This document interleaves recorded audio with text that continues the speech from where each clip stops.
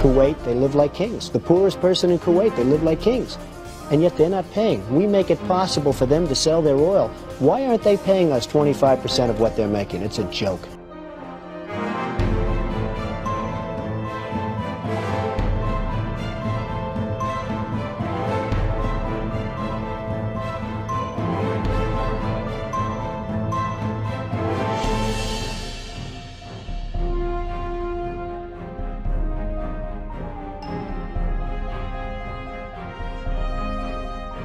Why didn't we say, we want 50% of your oil forever, or we're not letting you go back in?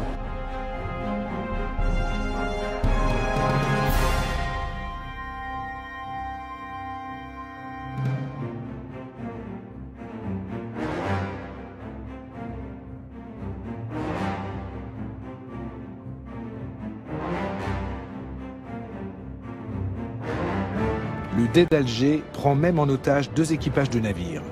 Ils réclament 60 000 $ pour leur libération ou menacent d'en faire des esclaves. Rapporté au budget actuel des États-Unis, cette somme représenterait aujourd'hui plus de 60 milliards de dollars.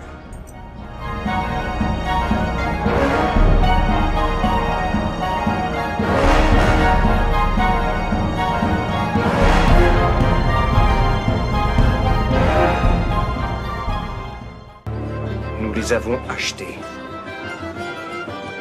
L'Amérique a conclu avec Alger un traité de paix. Un tribut de plusieurs millions de dollars qu'on leur verse, chaque année.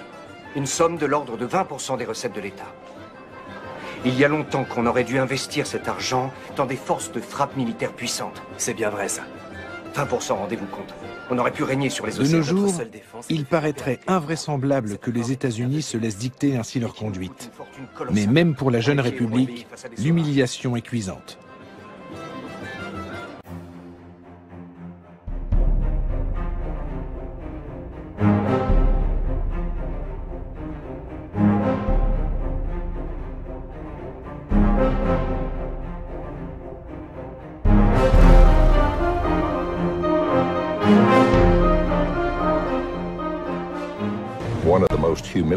En 1795, les États-Unis ont connu un épisode particulièrement humiliant.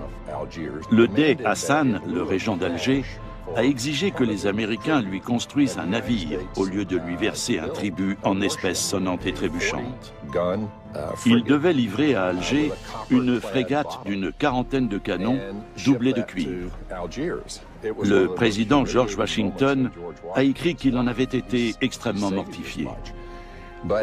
Mais les États-Unis étaient faibles à cette époque, et le président a jugé que son pays n'avait pas d'autre choix que de s'exécuter. Il savait pourtant bien qu'avec ce navire de guerre, les Algériens captureraient de nouveaux vaisseaux marchands américains et européens.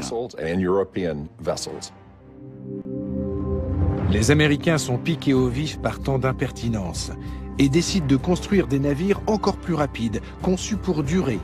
En somme, meilleurs que ceux des corsaires. Les États-Unis veulent ainsi mettre fin aux conditions humiliantes du traité de paix et d'amitié qui les lie à Alger.